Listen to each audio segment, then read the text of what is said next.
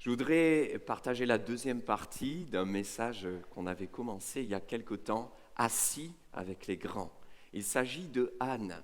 Anne qui était mariée à Elkana. Elkana avait 2 femmes, ce n'était pas la volonté de Dieu, il y a des désastres dans la polygamie. Il y a une rivalité qui va se créer entre Anne et Pénina, et surtout Pénina qui a beaucoup d'enfants, alors que Anne est stérile et n'en a pas. Eh bien, Pénina va se mettre à l'insulter, la mépriser, la provoquer. Anne est profondément malheureuse. Mais ce qui va se passer est extraordinaire. C'est que Anne va vivre un miracle et ça va commencer par sa communion avec le Seigneur. Ça va commencer par le fait qu'elle va entrer dans la présence de Dieu. Et ce matin, je voudrais juste nous rappeler quelque chose que vous connaissez pour beaucoup par cœur, l'importance de la présence de Dieu, l'importance de bichonner notre relation avec le Seigneur, de pouvoir se retrouver dans la prière et pas prier pour prier, juste pour soulager sa conscience, mais véritablement dans un cœur à cœur avec le Seigneur. Comme Jésus nous l'a dit dans cet exemple parfait qu'il nous a laissé au travers de ce qu'il est et au travers de ce qu'il a dit, Matthieu chapitre 6, quand tu pries, entre dans ta chambre. Et prie ton Père qui est dans le secret. Ton Père qui est là dans le secret, qui te voit, te le rendra. Amen. 1 Samuel, chapitre 1er, nous lisons à partir du verset 4. Le jour où Elkana offrait son sacrifice, donc c'est le mari, il donnait des portions à Pénina, sa femme, et à tous les fils et à toutes les filles qu'il avait d'elle. Mais il donnait à Anne une portion double, car il aimait Anne, que l'Éternel avait rendue stérile. Sa rivale, donc Pénina, lui prodiguait des mortifications, elle l'insultait pour la porter à s'irriter de ce que l'Éternel avait rendu stérile. Et toutes les années, il en était ainsi. Chaque fois qu'Anne montait à la maison de l'Éternel, Pénina la mortifiait de la même manière. Alors Anne pleurait et elle ne mangeait point. Elkana, son mari, lui disait « Anne, pourquoi pleures-tu et ne manges-tu pas? Pourquoi ton cœur est-il attristé? Est-ce que je ne vaux pas pour toi mieux que 10 fils ?» Anne se leva, après que l'on eut mangé et bu à Silo, et le sacrificateur Élie était assis sur un siège près de l'un des poteaux du temple de l'Éternel. Et l'amertume dans l'âme, elle pria l'Éternel et versa des pleurs.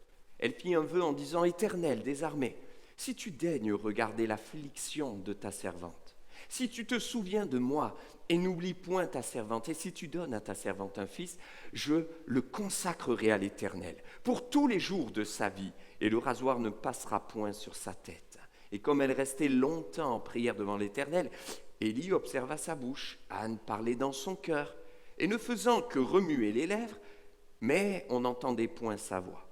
Élie pensa qu'elle était ivre, et lui dit « Jusqu'à quand seras-tu dans l'ivresse? Fais passer ton vin. » Anne répondit « Non, mon Seigneur, je suis une femme qui souffre en son cœur. Je n'ai bu ni vin ni boisson enivrante, mais je répandais mon âme devant l'Éternel.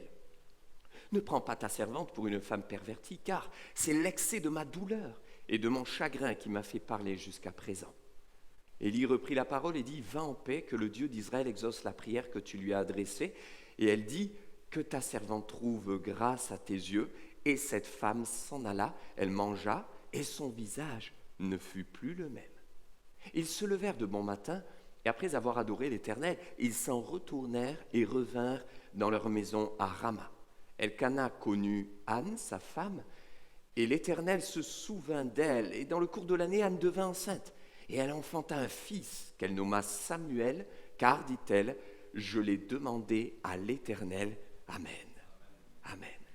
On va voir en première partie les combats. En deuxième partie, nous verrons la dimension spirituelle de la prière d'Anne. Et en troisième partie, nous allons voir les transformations, la présence de Dieu qui nous transforme. Donc, Assis avec les grands, ce titre est tiré d'où? Eh bien, il est tiré du psaume qu'elle-même a composé. Car suite à cette histoire, alors qu'elle va vivre le miracle et que Dieu va lui donner un enfant qu'elle va nommer Samuel, son cœur dans la joie, va exprimer un cantique spirituel et elle dira « De la poussière, il retire le pauvre pour le faire asseoir avec les grands. » Amen. Or, nous savons, mes frères et sœurs, nous qui vivons dans la nouvelle alliance, alors qu'elle était dans l'ancienne alliance et qu'il n'y avait pas encore la croix, Elle ne connaissait pas l'œuvre de Jésus-Christ à la croix, elle ne l'avait pas expérimentée. Nous, en tant qu'enfants de Dieu, dans la nouvelle alliance, nous avons ces textes extraordinaires. L'apôtre Paul qui dit aux Éphésiens, Christ, qui est mort pour nous et qui est ressuscité, Dieu l'a fait asseoir à sa droite pour l'éternité. Il est assis à la droite de Dieu pour toujours, nous dira Paul aux Colossiens. Mais ce qui est merveilleux, c'est qu'au chapitre 2 d'Éphésiens, il dit « Mais vous aussi, qui êtes ressuscités avec Christ, vous êtes assis avec Christ dans les lieux célestes. Il vous a fait asseoir avec lui dans les lieux célestes. » Et on a besoin, mes frères et sœurs, de marcher par la foi et d'avoir ce regard juste, ce regard de la foi, ce regard biblique de notre position. Ce n'est pas simplement en espérance que nous sommes assis avec Christ dans les lieux célestes, mais déjà spirituellement aujourd'hui. Nous sommes sur la terre, mais spirituellement, nous sommes assis avec Christ dans les lieux célestes, car il nous a rachetés. Et nous savons que quand il viendra nous chercher, nous serons avec lui pour toujours, et nous vivrons la gloire de sa présence éternellement et à jamais. Il nous a retirés de la poussière physique, car il a pris la poussière pour former l'homme, mais pas simplement pour former un être, pas pour former un animal, comme beaucoup le pensent, mais son désir, c'était déjà de nous faire asseoir avec les grands, afin qu'un jour nous régnions avec lui. Et quand Dieu a créé l'être humain, il voyait bien plus loin qu'un simple être naturel sur la terre, mais il avait ce désir que nous devenions ses enfants. Il nous a donc tirés de la poussière du péché, car l'homme déchu est en proie et lié au péché, mais en Jésus-Christ, nous sommes libres. Amen.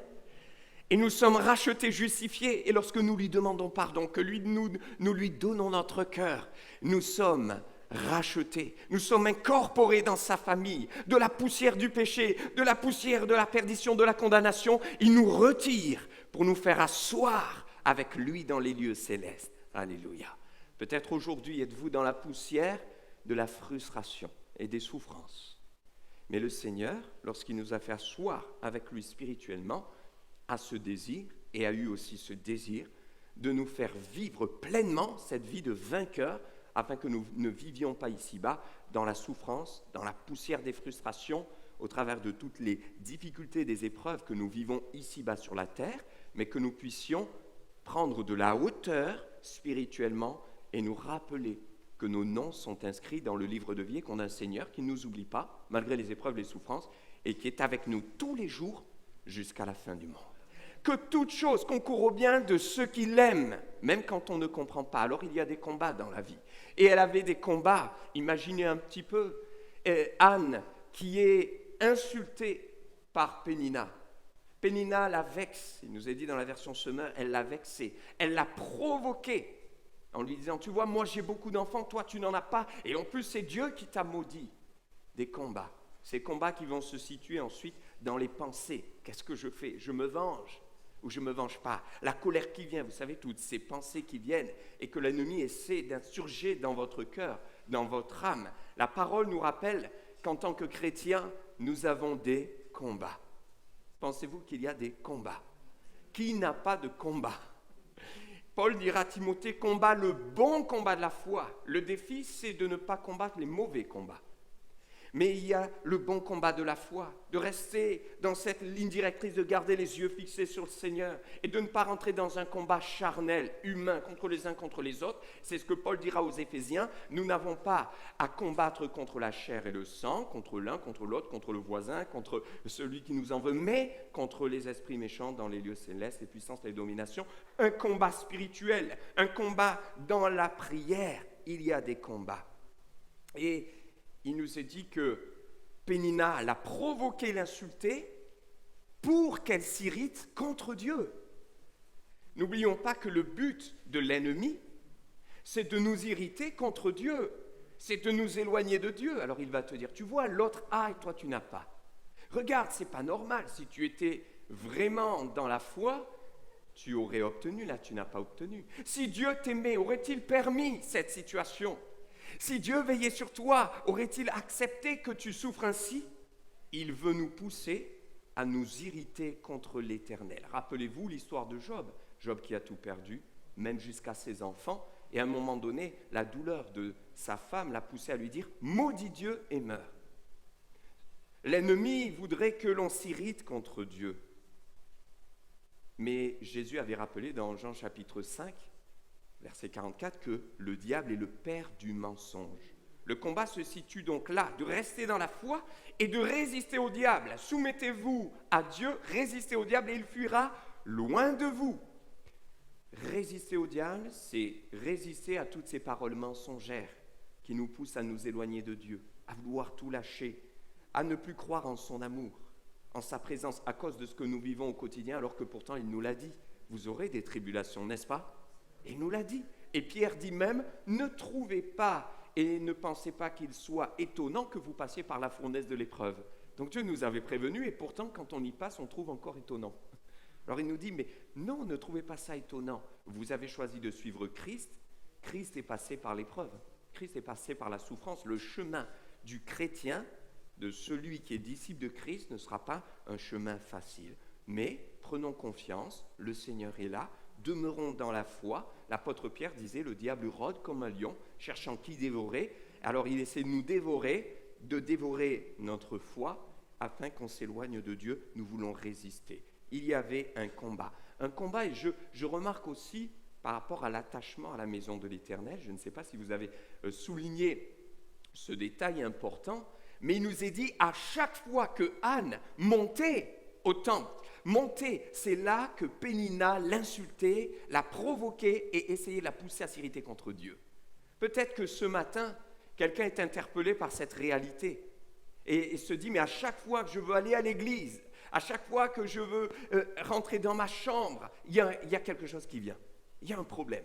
Il y a le téléphone qui sonne. Il y a une urgence. Il y a quelque chose qui m'empêche.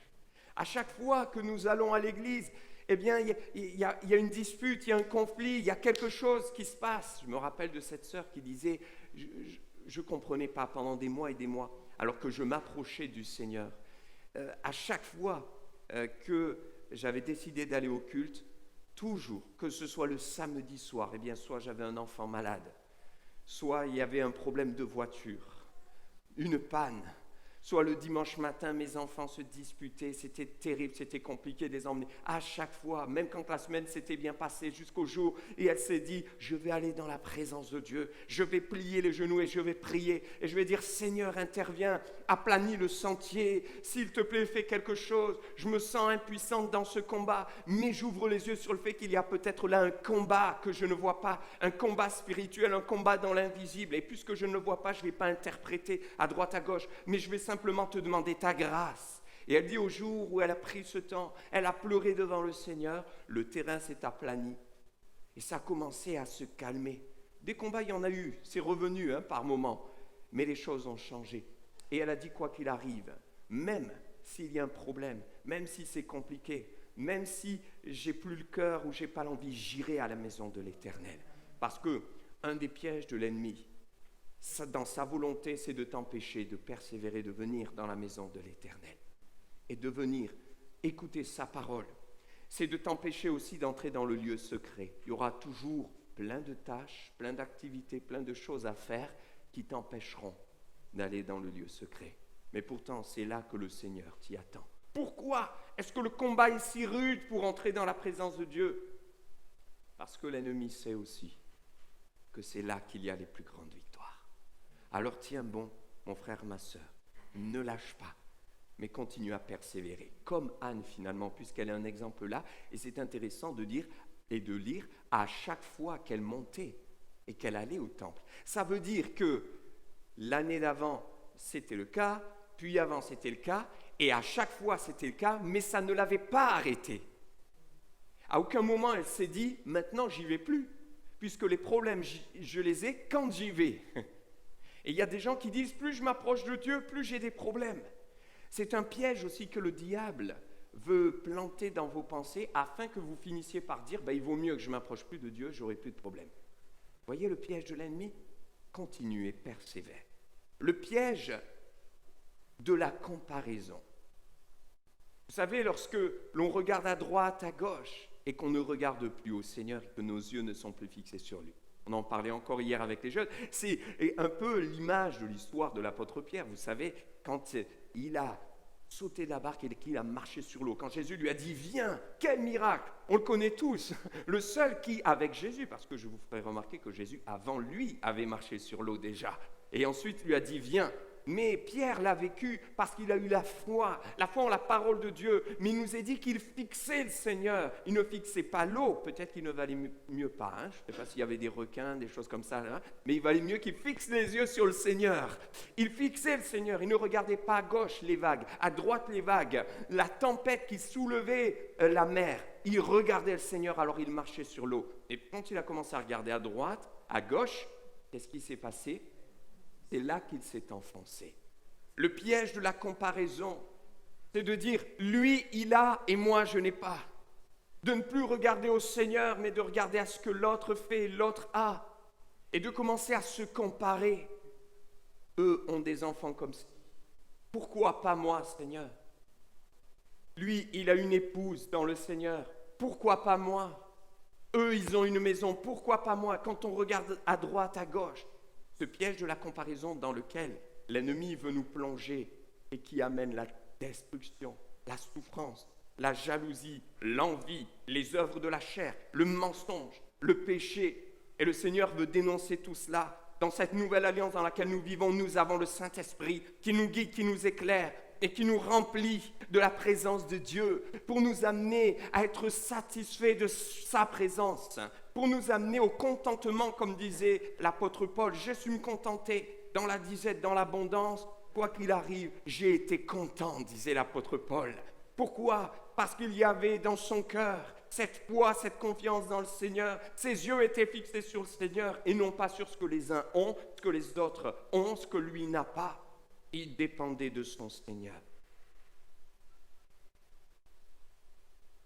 Dans le combat de Anne, il y avait cette dimension de stérilité, elle n'avait pas d'enfant. Mais moi, je fais un parallèle avec nous aujourd'hui. Je voudrais vous parler de la stérilité spirituelle. Elle, Anne, a composé ce merveilleux cantique lors de sa victoire, de sa délivrance, de la guérison, de la bénédiction, en disant « C'est de la poussière que tu m'as retiré pour me faire asseoir, enfin, dans le repos, avec toi, avec les grands. » De la poussière. La poussière nous étouffe, n'est-ce pas? S'il y en a beaucoup, vous remuez, vous étouffez, vous toussez, vous ne voyez plus rien, c'est le brouillard. Et quelque part ici, dans la poussière des frustrations, vous êtes étouffé spirituellement. Vous savez, cette frustration de dire, moi j'ai pas alors que l'autre a. La souffrance qu'elle avait de se dire, je n'ai pas d'enfant. C'était une frustration pour elle, d'autant plus qu'à l'époque, c'était la question la plus importante pour une femme, avoir des enfants enfantés. Il y avait donc une grande frustration dans son cœur. Et aujourd'hui, mon frère, ma sœur, si tu gardes une frustration, elle va finir par t'étouffer comme la poussière. Et plus on laisse le temps passer, plus la poussière se répand. Et plus la poussière est en quantité, plus elle t'étouffe. Plus tu attends avant de déposer cette frustration, de la vaincre par la puissance du Saint-Esprit dans la prière, plus cette frustration va étouffer ta vie spirituelle à tel point que tu ne pourras pas spirituellement enfanter. Anne était stérile, mais je nous pose la question, spirituellement, est-ce que nous enfantons? Quel est le fruit que nous portons? Nous sommes appelés à porter du fruit. Et Jésus avait dit à ses disciples, je vous ai envoyé, afin que vous portiez beaucoup de fruits. Et quand le sarment qui est attaché au cep ne porte plus beaucoup de fruits, le vigneron qui est le Père Céleste l'aimant, dit Jésus dans Jean chapitre 4, afin qu'il porte beaucoup de fruits. Seigneur, je suis appelé à porter du fruit. Je me rends compte que je n'en porte pas beaucoup dans mon témoignage, dans mon caractère, dans mes attitudes, dans ma vie spirituelle. Aide-moi. Et si tu veux m'émonder, j'accepte, afin que je porte beaucoup de fruits, car je suis appelé à cela. Parler avec un berger, j'ai connu un berger dans une des églises dans laquelle j'étais, on parlait souvent. Un jour, il m'a dit, une brebis malade n'enfantait pas. Jésus est le bon berger et nous sommes son peuple, le troupeau de son pâturage, dira le psaume 100. Nous sommes ses brebis. Et il dit justement, c'est l'image qu'il donne, c'est une brebis est égarée ou loin, eh bien le berger va la chercher, c'est l'amour du berger. Mais une brebis malade n'enfante pas. Quelle est cette frustration, cette souffrance dans ton cœur qui t'empêche d'enfanter spirituellement, de porter du fruit, d'amener des gens à la vie? Car le Seigneur t'a appelé à cela. Viens dans sa présence, retrouve le cœur de ta communion avec le Seigneur. Ce matin, il faut interpeller mon frère, ma soeur, sur cette importance. Et puis, l'escalade des frustrations, autre combat.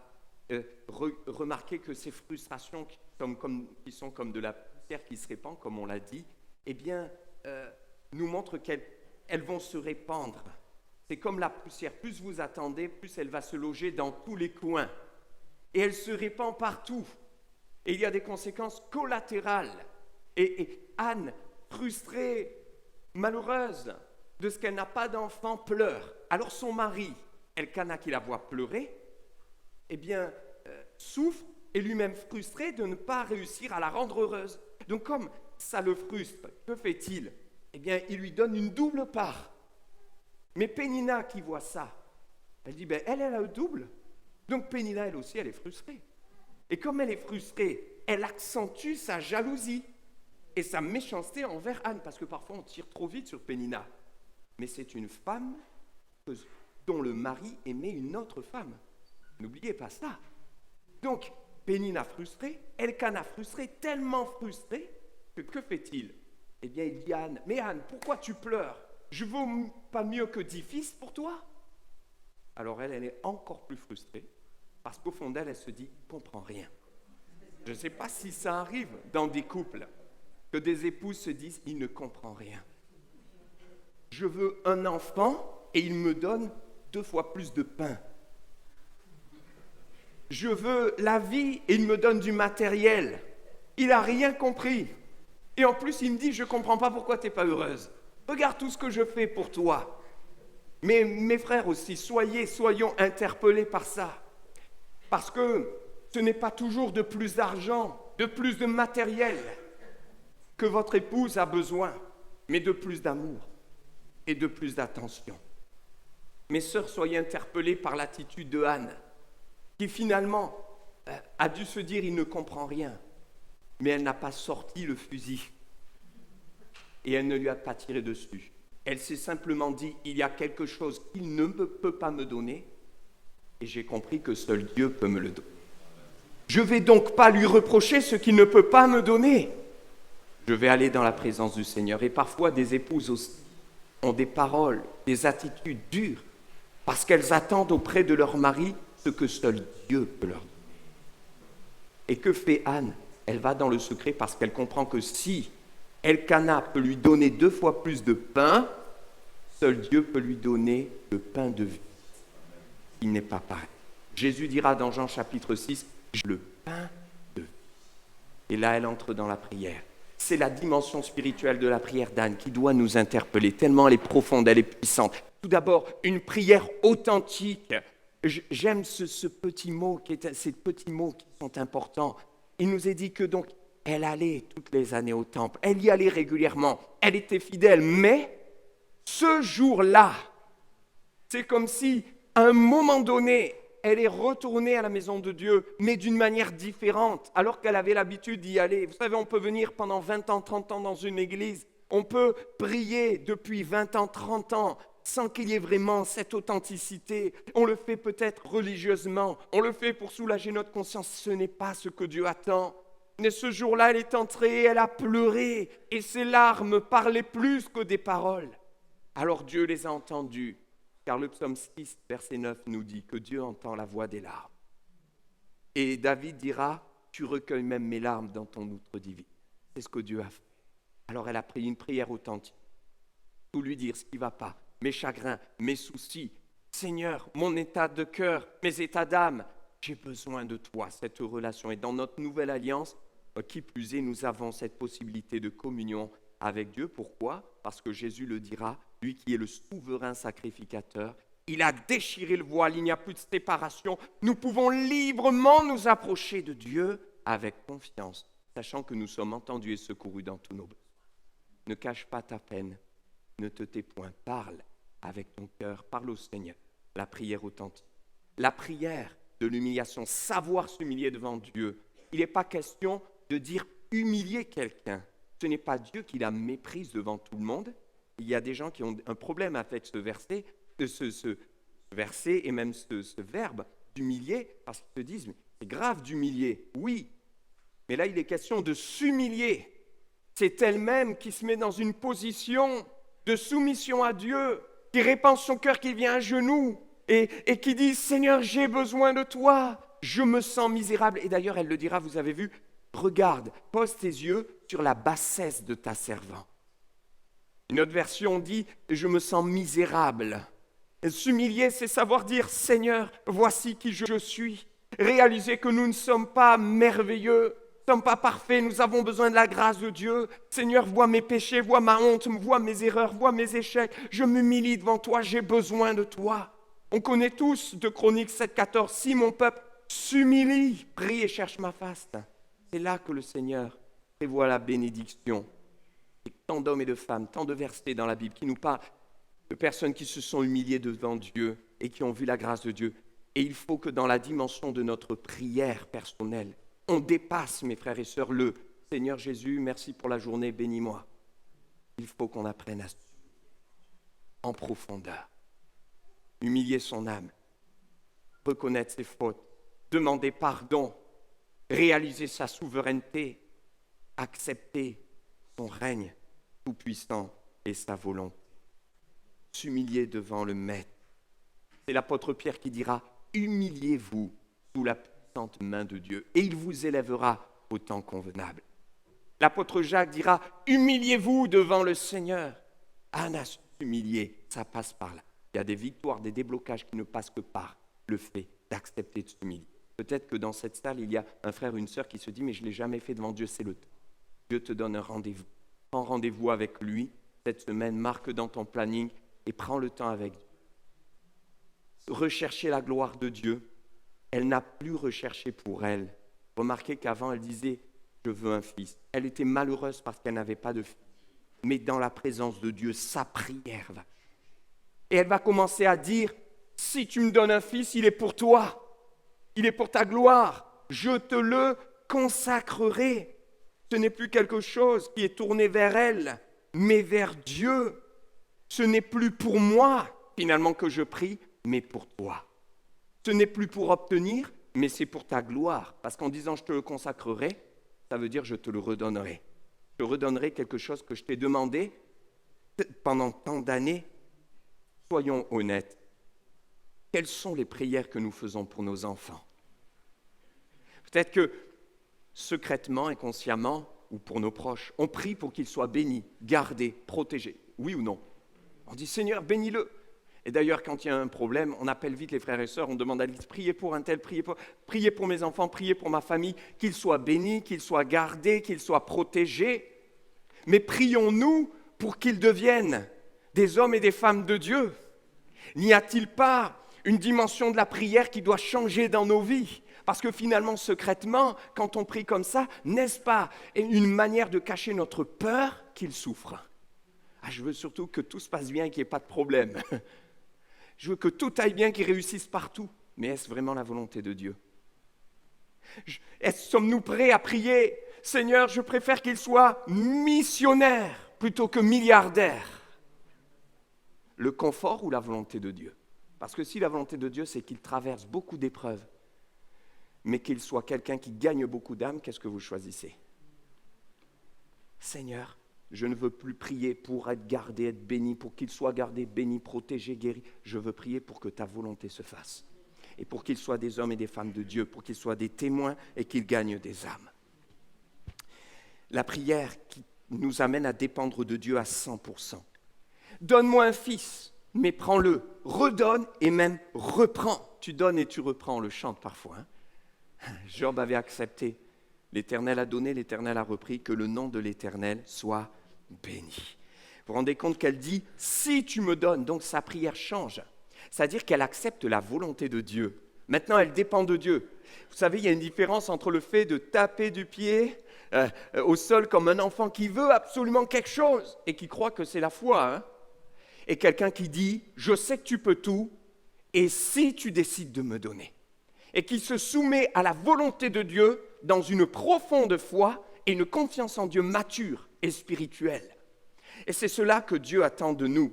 Sa prière n'était pas un caprice. Dans sa prière, il y avait de la profondeur. Je cherche maintenant la gloire de Dieu et je suis prêt à dépendre de Dieu. Si tu me donnes ce dont j'ai été frustré toute ma vie, je te le redonne. Seigneur, je veux dépendre de toi et non plus de mes sentiments, de mes émotions et de mes souffrances. Puis je vais terminer ce matin avec ces 2 points et on verra la 3e partie une autre fois. Prier de tout son cœur. Elle a remué les lèvres, vous avez remarqué? Aucun son n'est sorti de sa bouche. Élie n'a pas entendu la prière, c'est pour ça qu'il a cru qu'elle était ivre. Il ne s'agit pas de Élie avec un E, le prophète, il s'agit d'Élie le sacrificateur, sans E. Et alors il lui a fait un reproche. Jusqu'à quand seras-tu dans l'ivresse? La version Semeur dit, accrochez-vous, va cuver ton vin ailleurs.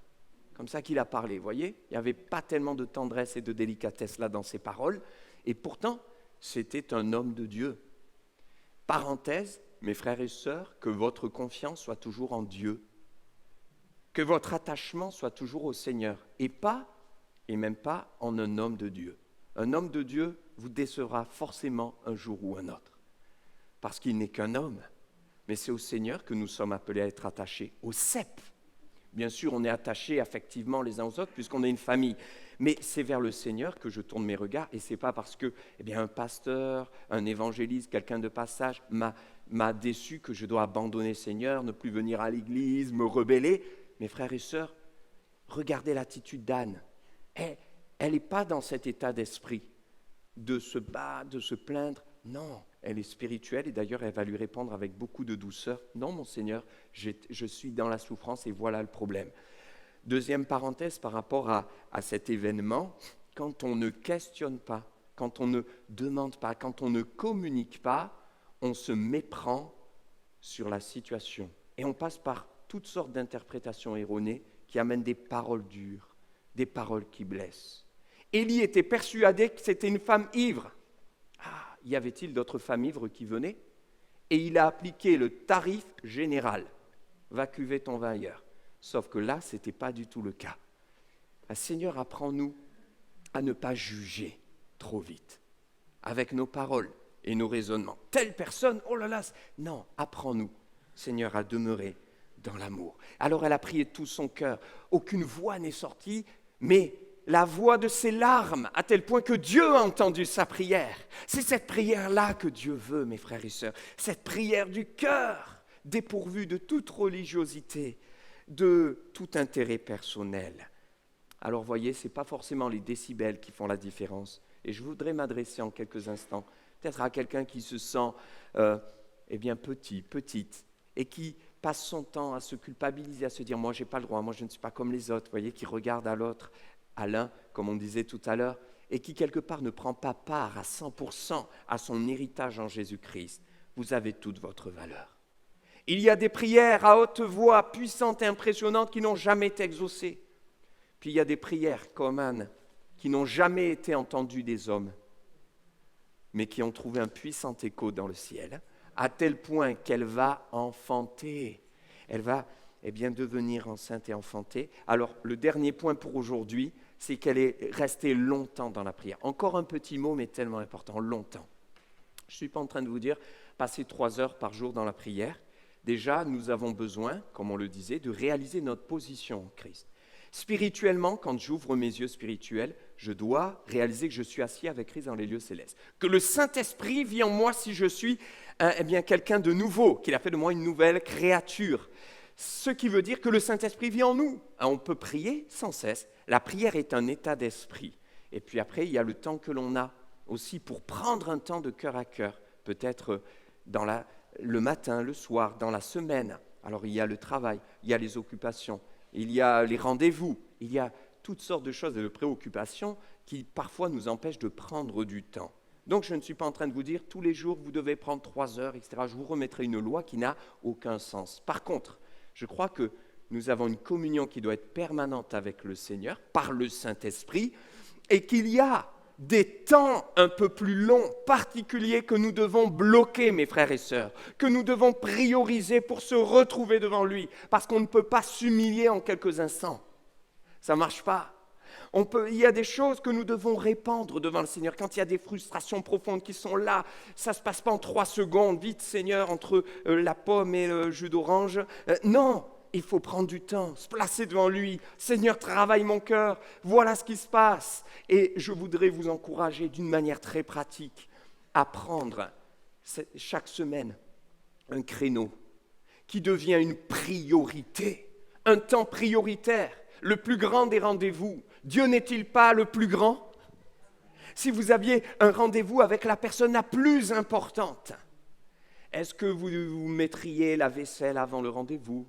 Est-ce que vous vous permettriez d'arriver en retard parce qu'il fallait regarder les dernières news sur le téléphone? Non, vous seriez prêt à l'avance. Vous seriez certainement bien habillé, préparé. Eh bien, je crois que le Seigneur est la personne la plus importante. Il y a donc un rendez-vous à prendre avec lui dans le lieu secret. Un rendez-vous dans la prière pour dire « Seigneur, maintenant, je vais prendre ce temps. » Pourquoi? Parce que c'est là que je suis transformé. Je donne juste un aperçu sur la 3e partie. Son visage ne fut plus le même parce qu'elle était entrée dans la prière ce jour-là d'une manière différente. Seigneur, je veux prendre ce temps. On va se lever, mes frères et sœurs, et prier ensemble et demander au Seigneur de nous aider. Jésus passait du temps dans la prière. Il s'éloignait parfois dans les lieux déserts et il priait. Et permettez-moi en conclusion cette anecdote personnelle que j'ai vécue. Il y a à peine 2 jours, mon fils Timéo me dit, alors que je dois amener Iloé quelque part et il y a un peu de route, « Ah papa, je viens avec toi », alors qu'il avait pas mal de choses à faire, des occupations. J'ai dit « Ah, t'es sûr, tu veux venir avec moi ?»« Oui, oui. Et pourquoi ?» Et il m'a répondu, vous allez peut-être trouver ça très simple, très bateau, pas comprendre, mais il m'a répondu quelque chose, moi, qui m'a bouleversé. Il m'a dit « Juste pour être avec toi ». Et ça m'a rappelé quelque chose, un épisode où sa grande sœur, quand elle était toute petite, un jour, elle était venue, elle avait son dessin, elle avait 3 ans, j'étais dans mon bureau. Vous savez, quand on est dans le bureau, des fois, on veut être concentré, on a besoin de ne pas être dérangé. Et puis, elle toque à la porte, je dis « Oui, c'est Iloé ». Elle rentre. J'ai dit « Qu'est-ce qu'il y a ?» « Non, rien. » Et puis, elle ferme la porte, et elle se met là avec son dessin, et elle dessine. Et je dis « Qu'est-ce qu'il y a ?»« Ben, rien. » Alors moi, un petit peu, mais là, j'ai besoin de travailler, j'ai besoin d'être seul. Qu'est-ce qu'il y a? Et elle me dit « Papa, je voulais juste être avec toi. » Donc ça m'a rappelé cet épisode et ça m'a parlé. Et au moment où elle m'avait dit ça, percuté par le Saint-Esprit, qui me dit, tu vois, il y a des temps dans la prière où je ne veux pas que tu parles, je ne veux pas que tu dises, je ne veux pas que tu demandes, bénis-moi, garde-moi, protège-moi. Je veux juste être avec toi. Jésus avait choisi ses disciples et il les prit afin qu'ils soient avec lui. Il les a choisis pour les prendre avec lui. La présence de Dieu ne nécessite pas forcément beaucoup de paroles. Parfois, on est dans la prière de contemplation, dans le silence et dans l'écoute. Mais cette prière, elle transforme les cœurs. Et c'est parfois la prière la plus puissante. Aucun homme ne l'entend, mais le ciel l'entend. Amen. Seigneur, je veux te prier avec mes frères et sœurs, afin que tu nous aides à trouver ces moments importants dans la prière.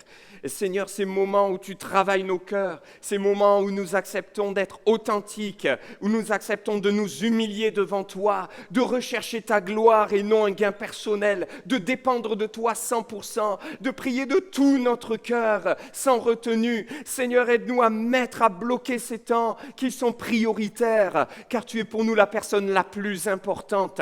C'est ce qui nous permet d'être réellement ce que tu veux que nous soyons, là où tu nous as placés. Nous t'aimons de tout notre cœur, Seigneur, et nous te remercions pour ces exemples d'hommes et de femmes de foi. À toi vraiment la louange et la gloire, en Jésus-Christ. Amen.